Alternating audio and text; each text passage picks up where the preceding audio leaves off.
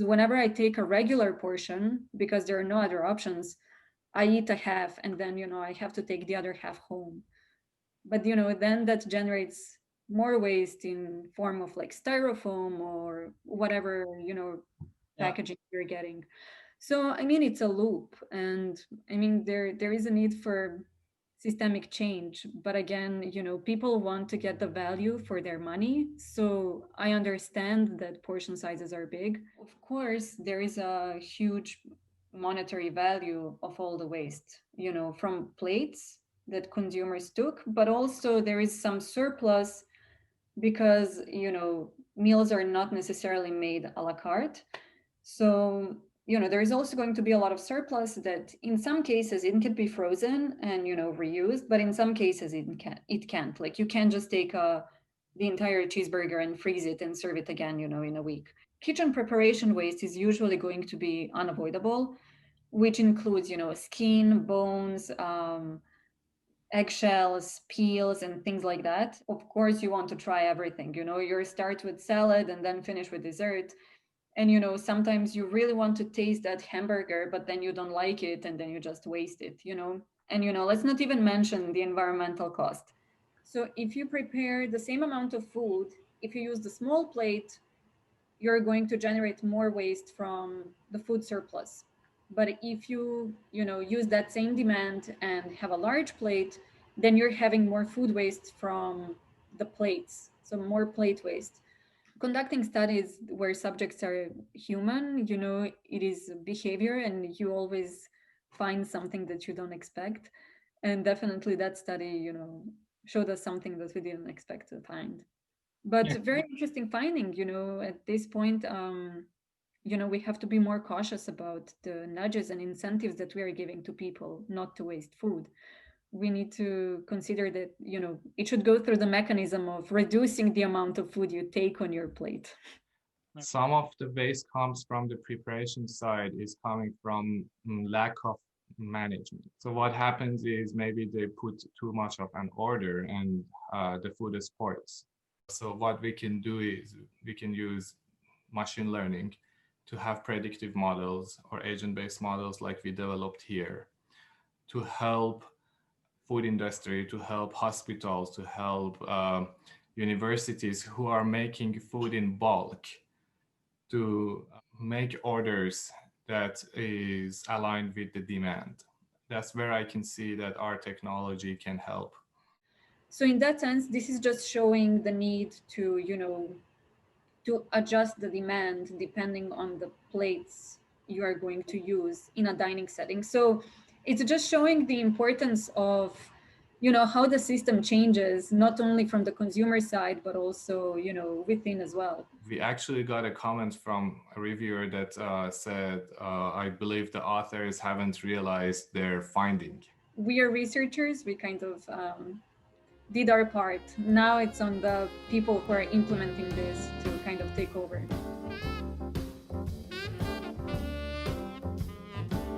Hi, and welcome to Meirer Talks Trash. Who am I talking to today?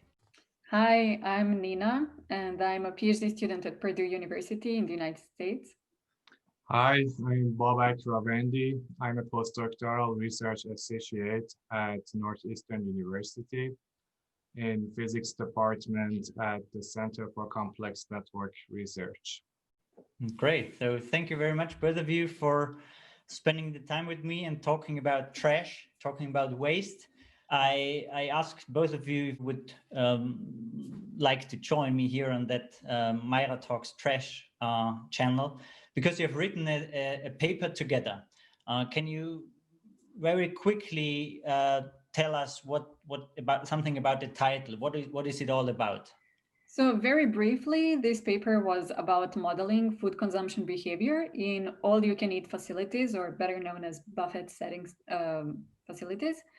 And we modeled the consumption and looked at the plate waste and the waste that was left, that was kind of the food that was served but was never eaten. So, we call it surplus waste. Okay, we will get into detail about the paper in a minute.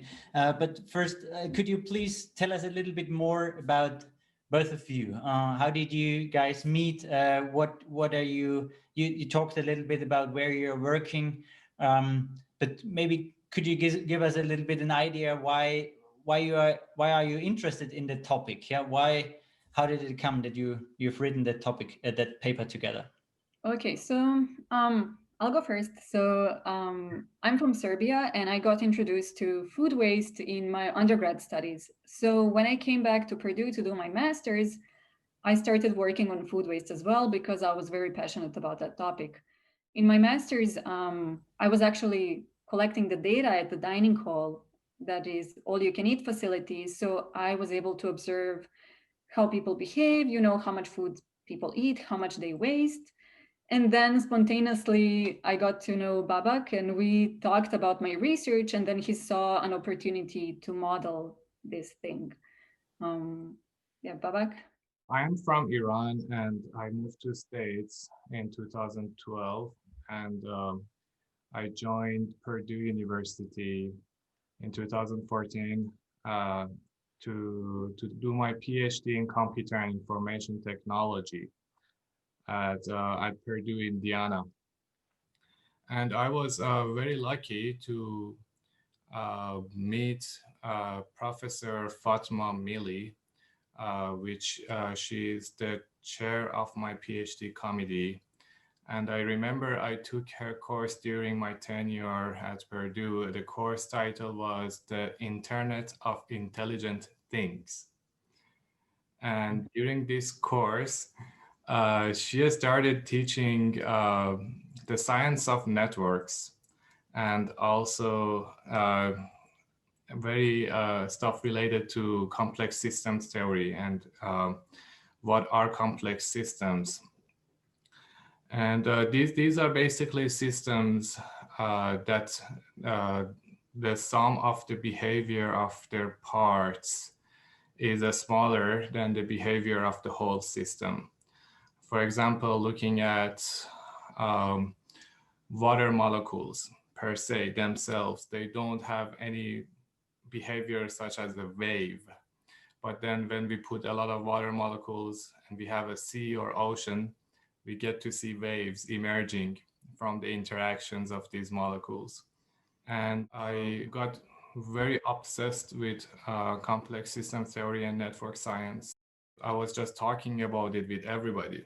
And then it happened that I was talking with Nina, and then she told me that they actually go to dining halls and take pictures from plates, people plates, to see how much food they eat, they intake, and then how much they waste. And coming from the mindset of complex systems and the emergence phenomena, I was just thinking maybe we can simulate this. And fortunately, we were able to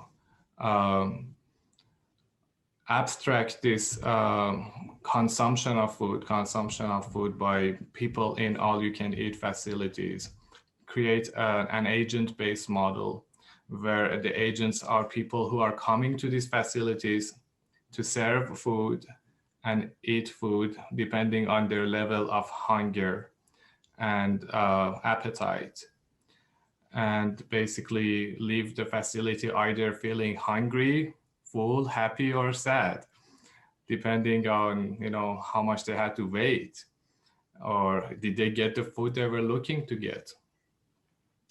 And fortunately, we were able to conduct some simulations, and we were able to recreate data very similar to real world, to these field experiments that already exists.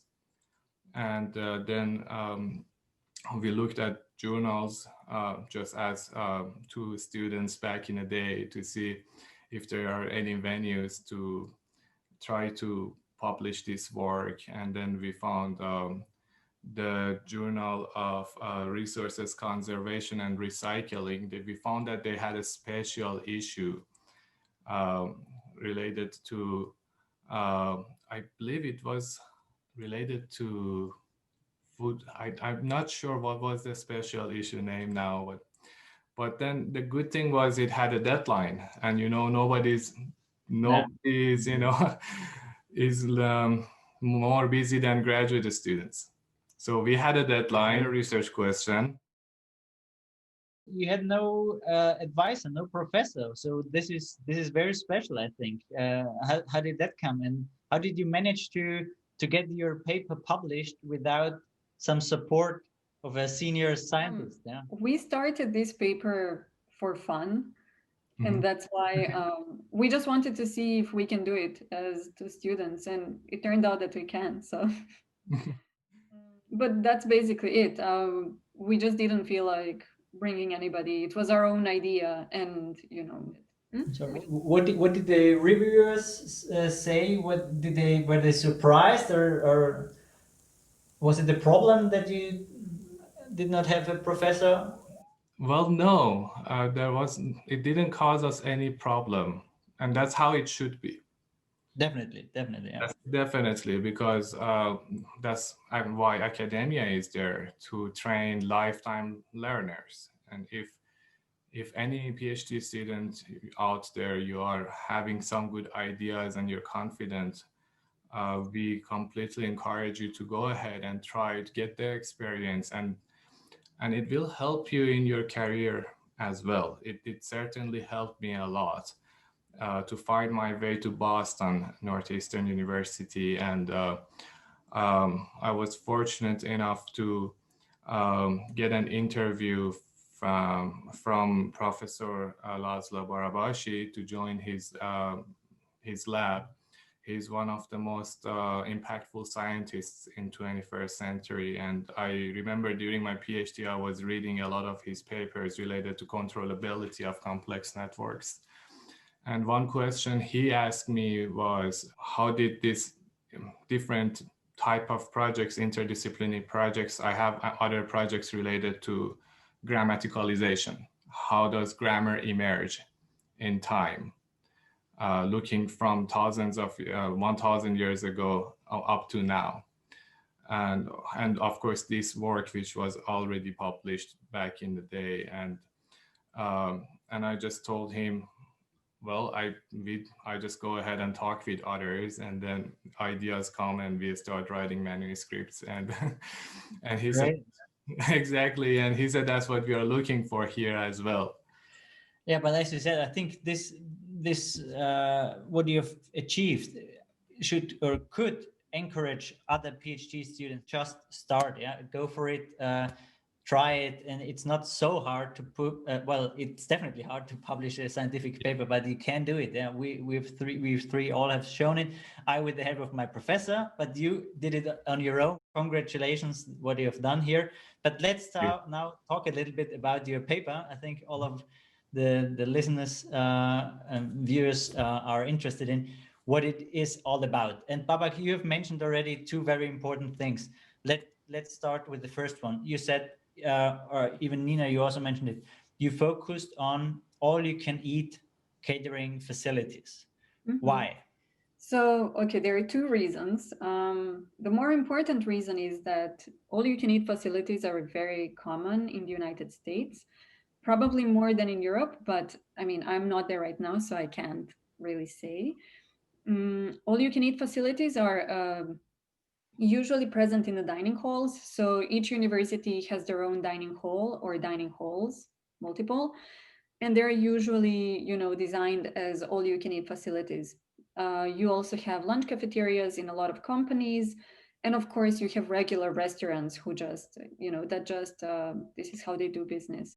The thing about these facilities is that you get, I mean, everybody who went to these facilities, they know that there is usually food that is pre-prepared and that is served. So there is abundance of food, and you just pay a fixed rate, or in dining halls, you just swipe your meal card. How much is it on average?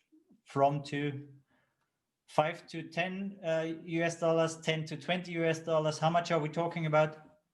So I would have to say depends, which is the favorite answer economists give. It will definitely depend from state to state because of the standard of living. But let's say probably minimum is maybe $10 and then it goes up. I think even here in where I live, there is a buffet that is maybe $20, $30 um, per ticket. So, it is in normal human behavior that you want to get value for your money. So if you are giving $10 for a meal, of course you want to try everything. You start with salad and then finish with dessert. And sometimes you really want to taste that hamburger, but then you don't like it and then you just waste it. So there is a different behavior that is happening in these settings. And of course, there is a huge monetary value of all the waste, from plates that consumers took, but also there is some surplus because, meals are not necessarily made a la carte. So, there is also going to be a lot of surplus that in some cases it can be frozen and, reused, but in some cases it can't. Like you can't just take the entire cheeseburger and freeze it and serve it again, in a week. So, yes, there is a lot of waste generated from these facilities, and it has a high monetary cost. And, let's not even mention the environmental cost. Um, but yeah, that was kind of the motivation for dining halls. And the second was, of course, that I already had experience. So I was already working on these dining halls. So that was kind of the advantage, of course, modeling something like this. Yeah. And so you said that there is the plate waste and the food surplus. Mhm. In your paper, you have also shown that other researchers also said or analyzed that there is a third category, the preparation waste. And what was the reason that you later in the paper did not include that in the calculation in the model? Why did you choose to just simulate plate waste and food surplus? I would say that food surplus and consumer plate waste is definitely avoidable type of waste, unless we are talking about, you eat a drumstick and there's a bone that's left. That's, of course, unavoidable. But kitchen preparation waste is usually going to be unavoidable, which includes, skin, bones, eggshells, peels, and things like that. And in this sense, in modeling consumer consumption or consumer behavior, it just wasn't in the scope of the study because it is unavoidable. We wanted to focus on the things that can be avoided and to kind of to try to provide solutions for it. But of course, there is our model was built in such a way that there is definitely space for unavoidable ways to be modeled. So we can always go back and try to model that as well. How far away are we from that stage that all the avoidable waste gets avoided more and more, and we just have unavoidable waste? I think that's a good but very difficult question. Um, you know, Kitchen waste is always going to be there, but food surplus and plate waste, it basically depends on human behavior, and human behavior, like human habits, are really difficult to change. And that's what all these studies that we cited in our paper actually show. People are coming up with more and more creative incentives and nudges to try to make people to waste less, but somehow we always find a behavior that wasn't expected at all. So I think definitely moving forward, there is a need to focus on potential ways to reduce this waste, but I don't know if zero is ever going to be reached. Plate waste and consumption waste is always going to be there, but we can only try to minimize it, to reduce it from what we are wasting right now. Mhm. Yeah. And Yeah. just to add to that, I think if we try to basically utilize machine learning, deep learning models, if we have the data relative to other fields, the food systems, we are seeing a lot of new data sets are emerging. Uh, I actually happen to continue my work in the area of food since I joined Northeastern University here in Boston. And well, our focus is on the food from molecular level, what chemicals are inside food, how can we have food as a medicine. all the way up to the food processing. What is the impact of processing on the nutritional balance of the food? And I can see that a lot of different players, like for example, the Eat Forum in Europe, they've been emerging and they're trying to basically both be impactful on preparation of new data sets and also on the consumption behavior and spreading the knowledge. So if we get good data on the preparation, some of the waste comes from the preparation side is coming from lack of management or good management. So what happens is maybe they put too much of an order and the food spoils. And so what we can do is we can use machine learning to have predictive models or agent-based models like we developed here to help food industry, to help hospitals, to help universities who are making food in bulk to make orders that is aligned with the demand. That's where I can see that our technology can help. Maybe also to predict, to make a kind of a forecast, that to say, okay, I know that there are some programs, some software solutions that can help restaurants, for example, if they are I don't know, in a national park and there will be a weekend with nice weather, they help them to organize how much they should cook, to know, okay, tomorrow there will be maybe 200 visitors in your restaurant. Yesterday you just had 20, but tomorrow the weather will be better, tomorrow will be a bank holiday, whatsoever, to help them to predict what will be. What you said, so just the data will be more and more important. But Babak, now we want to know more about the agent-based model. Could you please try to explain to me as an almost beginner for coding, and maybe also to some of the listeners, to non-experts, what agent-based modeling is all about? So when we want to model a phenomena, a traditional example, a classic example is the flocking behavior. We see flocking behavior of birds. We can see flocking behavior in a school of fish. And it's very interesting to know that these birds actually, they don't have any leader. There is no leader bird. And we can still see this flocking behavior emerges, and they only follow a very few set of rules.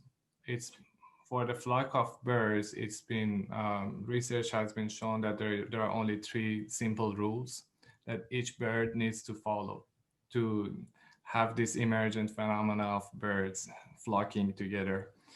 And that's the main idea behind agent-based modeling. Just thinking of a all-you-can-eat facility where you said they are very independent in their choice. Mm-hmm. So students, are they really independent if they maybe a group of 5 friends? Yeah, if the first orders takes a hamburger, are the others really unbiased? Well, that's peer effect. Yes, exactly. Could you take that into the model as well, or do you always say, okay, every time the possibility to choose an item is always the same? Or I can definitely see this being modeled because we had patrons coming into the facility on every X number of ticks. sorry, Nina, a tick is a time frame. Yeah, sorry. Okay. Every time frame when patrons got into the facility, we could have made a certain correlation between their choices for their most preferred station. So yeah, this could have definitely been modeled. It's not currently in the model, but that's a very good suggestion, Michael. Exactly. So it all gets down to how much you need to simplify your model, because there is no model that can reproduce real world completely. But what we can do with a good model is we get the average behavior, statistically speaking. And for that reason, so we try to have a model, so we will go over it soon, but that is not too much simplified and also not having too much details incorporated. To provide a showcase to the community, to the agricultural economists and etc., to see you can use agent-based models in order to um, understand human behavior. You don't not always need to go and conduct experiments, field experiments, expensive and timely field experiments to basically reduce plate size and then see what happens. And then on the other hand, like you said, there are so many social factors, human factors, demographics factors. Like, for example, do they offer fruits in a separate plate, or you need to serve a fruit yourself? So all these factors can impact your results extensively. But then with agent-based models, we can incorporate all of these. And that's something it's very tough to do using analytical methods if you want to do something similar with calculus.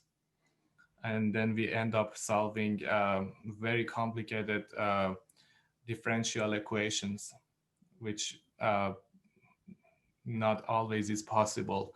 But when we have a computational approach, such as agent-based modeling, with a good set of assumption and with showing that the model is reproducing data that is similar to the real world existing data right now. So it has that reproducibility. Then we can derive good conclusions from it.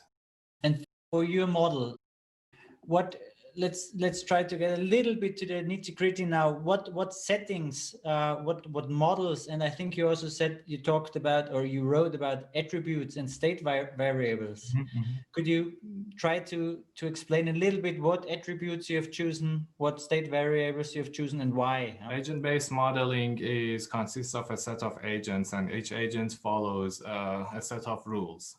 So in our simulations, we have two kinds of agents. One are the stations, and the other are the people, patrons that are coming to basically take food from the stations and consume it. And what happened was, I remember we were so excited about, the possibility of doing something, writing a paper on our own and all that. Changing the world, yeah. Yes. A better place. So we started brainstorming, hey, like, Nina, if we go to a dining hall right now, how do we make decision? Like, and then Nina was like, depends how hungry you are. And then, okay, if there is an element about hunger, then there is an element about appetite as well. And we started thinking about all these, trying to observe ourselves, imagine ourselves, and we thought, okay, if appetite drives your eating behavior, it must be when you're not super hungry, because when you're super hungry, then hunger basically overrides appetite. And with that kind of mindset, we started just making these assumptions, and then we went to do some literature review. And so one option was, first of all, the preference. Everybody has a preference what kind of food they like. So we wanted to consider that. In order to consider that, we had to consider stations offer different types of food. And people have different preferences for the types of food. And then also, what is the line, how much you have to wait to get your food, to serve your food. And also then when you serve your food, then how do you decide to go for your second plate? If you want to have a second plate, yeah. Yes, exactly. Or even, if you go on your second or third plate, how do you decide to serve? Like if your plate has 4 or 5 places in it, you can serve 5 items. How do you decide to whether serve 2 items because you had 2 plates before? You're not that hungry anymore. And then the concepts of hunger and appetite, we were so thinking, okay, what is the definition of hunger? What is the definition of appetite? And we were just thinking, okay, if you're very hungry, then that's your need to eat. And then, well, that's probably what drives to eat. But then if you're not so hungry, but then you have a very high appetite, then that is what actually driving you. So you can just be you can just have appetite when you are not hungry, or am I wrong? Yeah, when you're craving something, like Yeah. I really want that food right now. So that's a strong appetite, but not so much hunger.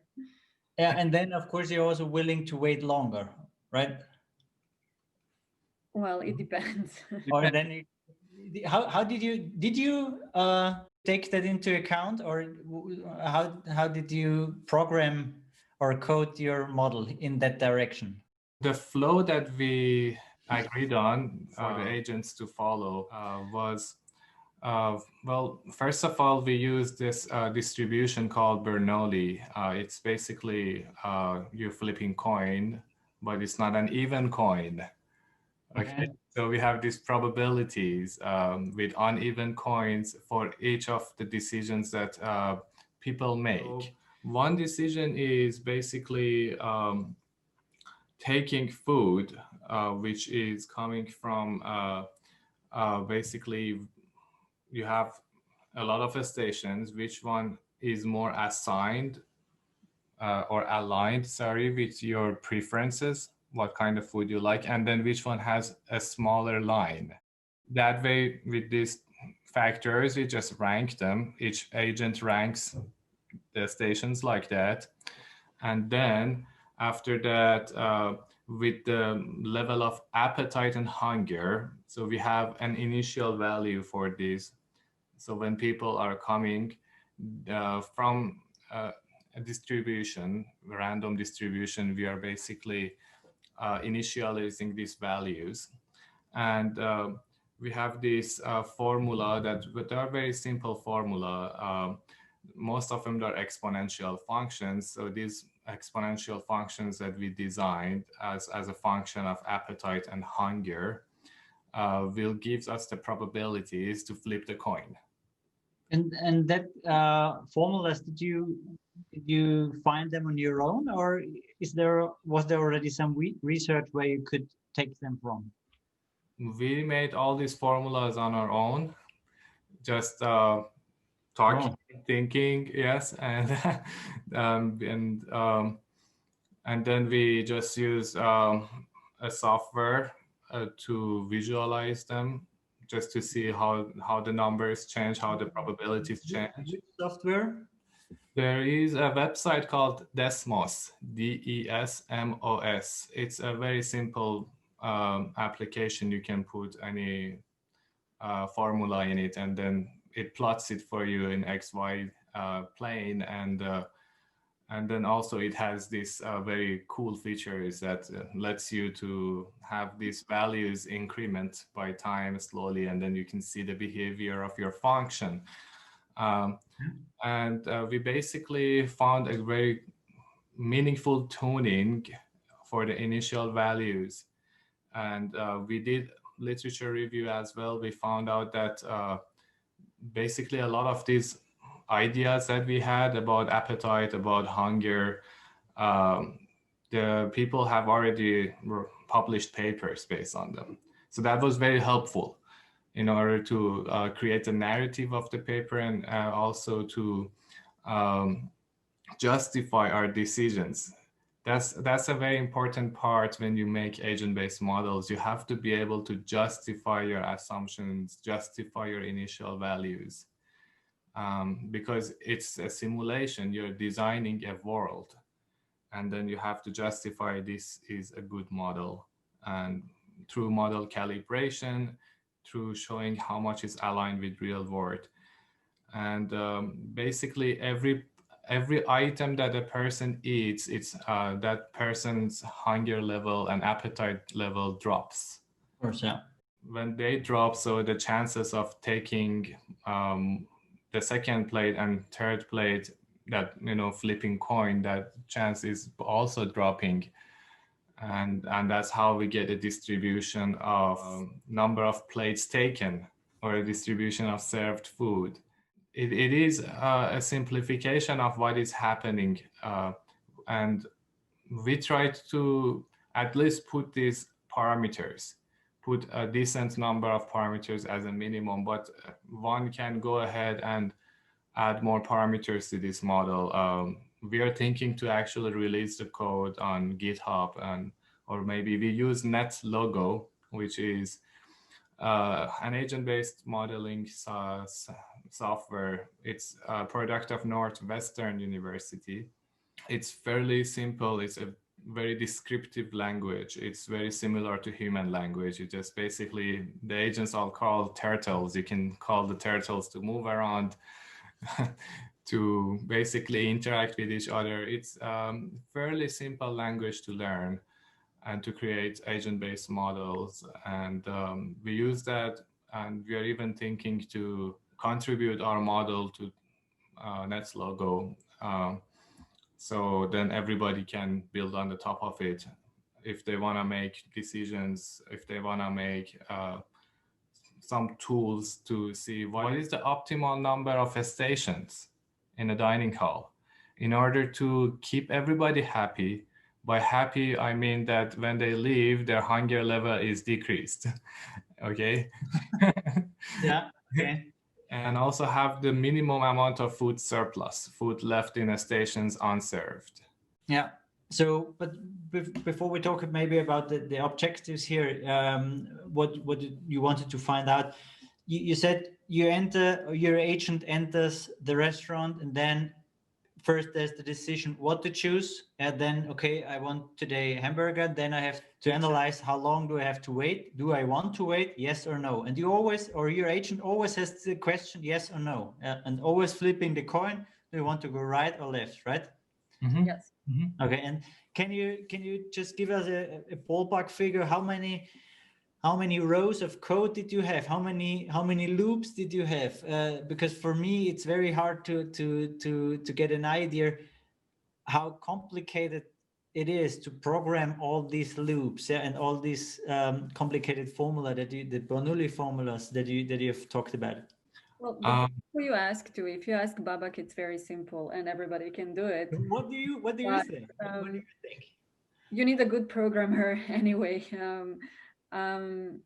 It was if I would look at the code, it was a fairly complicated code to me, but How many rows? Or well, I think, of course, this is not a parameter of if a code is complex or not. But how many rows did it have? The lines of codes, maybe a few hundred, because I mean, NetLogo makes it way easier. We just need to tell the agents make these decisions, and then we have some variables to capture the state of the dining hall, the state of the stations, and then all the agents just they follow the same instructions.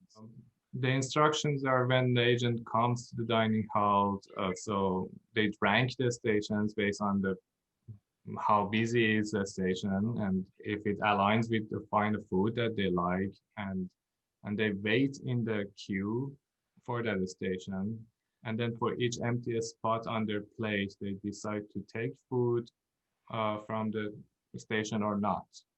And these are all again flipping coin, and when either the plate is full or they made decision for each of the spots in their plates, they go eat, and then when they eat, they adjust their appetite and hunger based on each item that they eat. And then again, appetite and hunger that they have, there is another Bernoulli, another decision to make to go for a second plate or not. Yeah. but there is also a very important part, because the paper is about food waste. So people are actually, I mean, agents are making the decision whether to eat or to waste each food item. So when they're done making decisions about each spot and each station, when they finally go to eat, they make again choice whether to eat or waste. And that's where our objective function is coming from. And then when they make a decision, out of these 5 items, I'm going to eat 3 and waste 2, then they're making the second round decision to go for another plate or to leave the dining hall.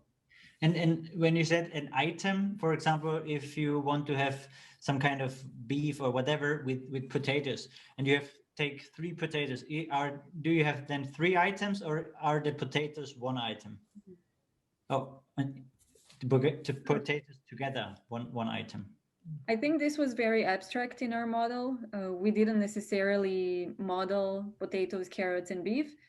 We modeled the variety. We, I think, had 5 varieties. So you can take it any way you want. So it can be, dessert station, hamburger station, roasted vegetable station, pizza station, or salad station, for example. So people will have different preferences for those 5 different types of food. But anyhow, in any dining setting, that is going to be different. So that's why we on purpose left it very vague. Yeah, and Nina, then to come to the result, you always you in the end you calculated the percentage of waste that got left wasted. Yeah, and this is the plates you originally took and the plates and the items you wasted, or how did you calculate that? They take items based on the preferences, and then there is again a chance that they waste it or eat it. And that's how we can just keep track of the wasted items or eaten items. And then initially, each station has a quota. Initially we know how much food is in each station. And basically, because of the quota, we can know what is the surplus in the end. Of course, the main focus of the paper was about food waste, but you also analyzed, I think, besides the percentage or the percentage of waste that was put on the plate, or the waste of what the food that was produced, how much landed in the waste. You also analyzed the 2 more scenarios. I think the quality of the service, are people going to the restaurant satisfied afterwards, also the waiting time.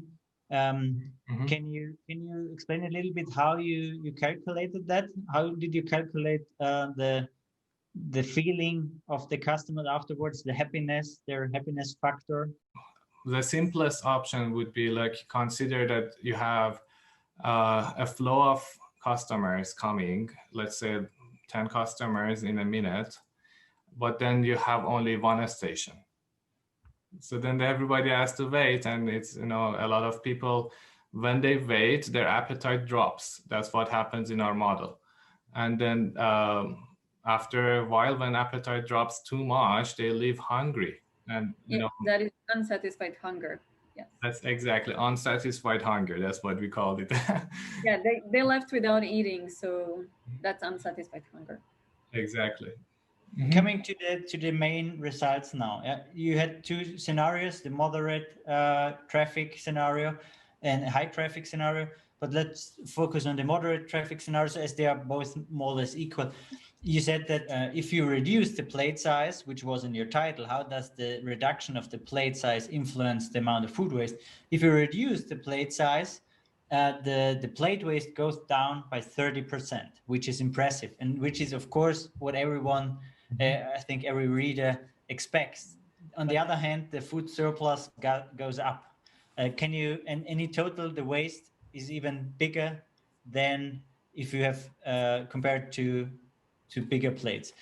Can you explain how that could happen, or because this is, of course, what everyone is surprised to read. Yeah, of course, if you reduce the plate size, you have less waste. This is what I was expecting, but in total, you have more waste. What can you tell us here? How could that happen? Babak, do you want to go, or? No, you go ahead, please. So basically, we modeled moderate and high traffic scenario. So within one of the scenarios, so moderate, we were switching small or large plate. But there were certain variables to model the moderate traffic scenario. So it would assume the same demand planning. So let's say equal amount of food is prepared for both small and large plate.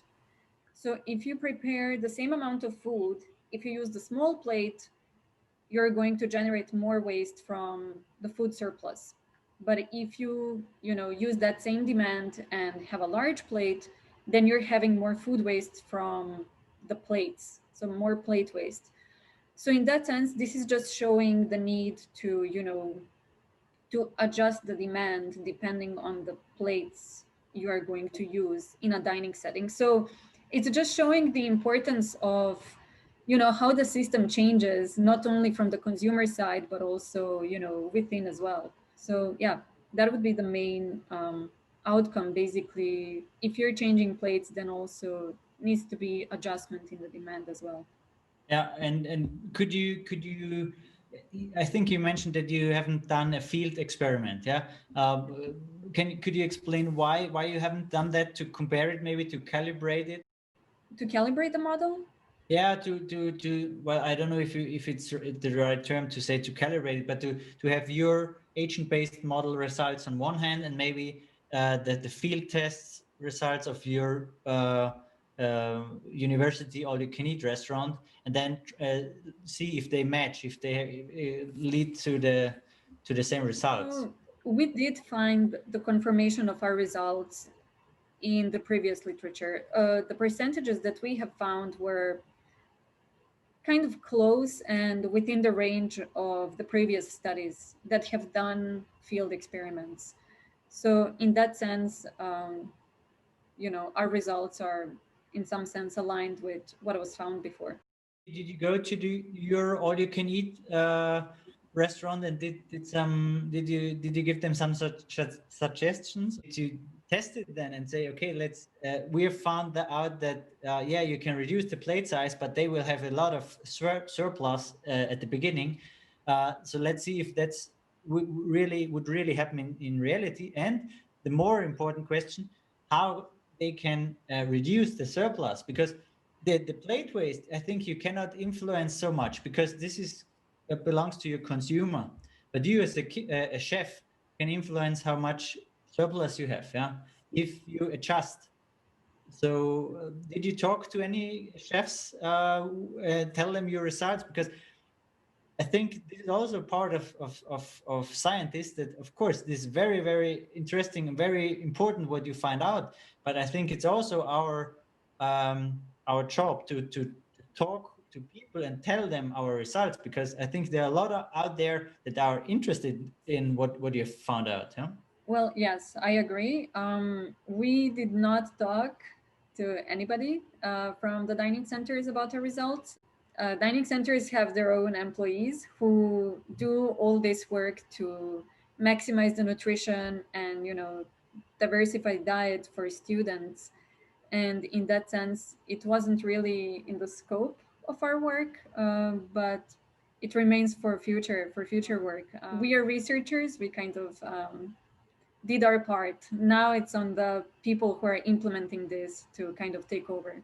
Do you think of any incentives that could also lower the plate waste besides changing the plate diameter? Nina, I think you have written another scientific paper on that topic. Could you tell us a little bit, maybe some sentences about your other paper with the financial incentives? Yes, so it was an experiment here at Purdue. We did it in the dining hall during my master's with my previous advisor. And we basically went into the dining hall. It was a randomized controlled trial, which means that, whatever you find in the treatment group can be, seen as causality of your intervention. So what we did, we offered the treatment group $2 per day to kind of be more conscious about what they eat and like what they take on their plate. We ask them that they will receive $2 if whatever they take on their plate, they also eat it, so they don't waste anything. And we actually found that this financial incentive was effective at reducing the plate waste. Unfortunately, we did not see any significant decrease in the amount of food that these students took on their plate. So, an interesting finding is that, these students really cleaned their plates, but, they didn't really change the amount that they were eating. So, kind of going back to, working. Conducting studies where subjects are human, it is behavior and you always find something that you don't expect. And definitely that study, showed us something that we didn't expect to find. But Yeah. very interesting finding, at this point, we have to be more cautious about the nudges and incentives that we are giving to people not to waste food. We need to consider that it should go through the mechanism of reducing the amount of food you take on your plate. Great. So maybe last question, Babak. Let's start with you. What influence or did the paper have on your kind of eating, on your kind of going into restaurants? How did it influence you? Yeah, sure. Just before answering that question, on the topic of food surplus, initially when we wrote this paper, we kind of didn't know that how important is food surplus. We actually got a comment from a reviewer that said, "I believe the authors haven't realized their finding." Yeah. A huge compliment. Yeah. Yes, we are very grateful to the reviewers of the journal, and they provided outstanding feedback and through multiple revisions, and they helped us a lot to have the right narrative, to develop the narrative of the paper. Especially, I think they realized there is no professor on the paper, so they were more patient with us, maybe. But we realized in our lit review that there are a lot of studies that says decrease in plate size decreases food waste. And there are also other studies, fairly same amount of event studies, that says decrease in plate size or removal of the trays, it can even increase food waste or it can decrease the nutritional intake. Okay. Why? So Because people then just take one dish, or it could be reason, for example, they make a tower of the food, like, at the top, or it can be like one of the studies was interesting to me most was, so, okay, they removed tray, but they were offering fruits in separate bowls. So then people have only two hands. And that is discouraging for students who are busy to go wait in the line, go back to station, multiple times to, get fruit. And that, of course, that might decreases the nutritional intake because fruits has very important nutrients.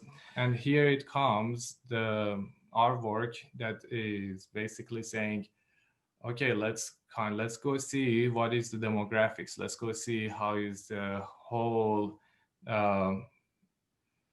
facility operating, and then consider all that in our simulation, in our model, and then we can go ahead and tell you what quota is good for each station for this flow of people coming to your facility in order to decrease this food surplus. okay. I can see that this can be very useful from that point of view, from managemental point of view. Another study would be interesting to continue is what is the impact of the variety of food. Right now, offering 3, 4, 5, and 6 variety of food, I guess. I have to double check, but then it's a finite number. So if we have a study on that, and if there's so many different kind of foods available, how does that impact the waste? Personally, getting back to your question, how did that impact my waste? You as a person, yes, yeah. I personally turn out to become very conscious about recycling. And of course, when I buy fruits and stuff, I'm very conscious right now that nothing goes bad in my fridge as much as possible. And of course, cooking more at home is very important. Maybe the pandemic gives us the chance to learn how to cook and get a balanced nutrition instead of processed food, which can cause a lot of metabolomic diseases. That's the focus of my research right now. And Okay. um, it was very impactful, both in terms of recycling and waste. And well, it was kind of tough, I have to say, to recycle back in Indiana. As a person who lived there, I would say there were not so many stations available to do recycling.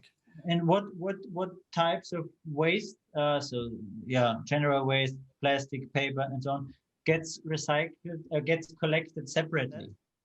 Do you mean food waste or No, just no, no, not just like? in food waste, but what other waste streams Mhm. could could you collect separately, or is that just general waste and maybe general No, waste and food waste? it's not like in Europe. I know what you're thinking, Yeah. Michael.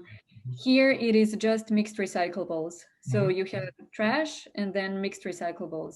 Is it We dry don't waste? really sort them here, Okay. Yeah. but I know in Europe that's like a big thing, and I wish it was the same here as well. I remember when there was a facility in Indiana that they had like a lot of different kinds, like you could even recycle oil, cooking oil, or aluminum. But they closed the facility. And but then I've been fortunate to move to Boston, Massachusetts. Here it's totally different. Anywhere you go, you have, I mean, at my home right now, I do have a specific garbage for a specific placeholders for recycling, but it's not separating, for example, glass from plastic. But Okay. this, if I go to grocery stores, most of them has different baskets to separate. It's a big deal here. Even in terms of electricity, I recently got a letter that, hey, there is this new company, you can change their producing electricity from renewable energy. And that was very surprising for me because usually wherever I lived, you had only one option to get electricity. Okay. um, so yeah, there is a lot of room there. Okay.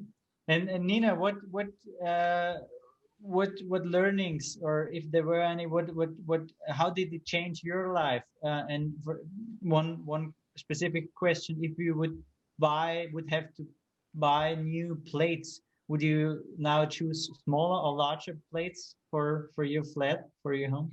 So, I mean, I come from Serbia, and honestly, in my household, food waste was really never a thing. We were very conscious about our consumption and, usage of all kinds of things. So, but I got introduced into this topic, in my undergrad and then further in my master's. I don't know. I'm very cautious about the amount of waste I generate, whether it's, food or different products such as clothes. I'm very conscious to buy sustainable whenever I can, if it's really sustainable. But Yeah. yeah, I think, I don't know, I don't even know what to say. I lost the thought, Michael. No, but so Um, how it influenced you? If you when you say, okay, you always were very conscious about food waste, about trying to avoid food waste, maybe it didn't influence you at all, yeah. But even yeah, I think I just became, so, it influenced me in that way to become aware of it, to recognize it as a problem. Because where I'm coming from, at least in my household, in my little bubble, that was never a problem. So I got introduced to it, and then I was shocked by the staggering numbers of waste that's generated. And I think it's, in general, it's a problem. I mean, there is food waste in developing countries as well, but not at that level as in developed countries. Freedom of choice is a problem of developed countries, and that's why we are getting so much waste. One issue I would say, at least for me, I mean, I don't really eat a lot, but in the United States, portion sizes are really big. I would probably prefer to see a menu with small portion and large portion, so that you as a consumer can have a choice. Yeah. Because whenever I take a regular portion, because there are no other options, I eat a half, and then I have to take the other half home. But then that generates more waste in form of like styrofoam or whatever Yeah. packaging you're getting. So I mean, it's a loop, and I mean, there is a need for systemic change. But again, people want to get the value for their money. So I understand that portion sizes are big, but it's my problem that I can eat that much. So Yeah. Okay, but I think this was a very, very good closing statement. So thank you very much, both of you. Was a very, very interesting talk. Thank you. Sure. thank you, Michael, for having us.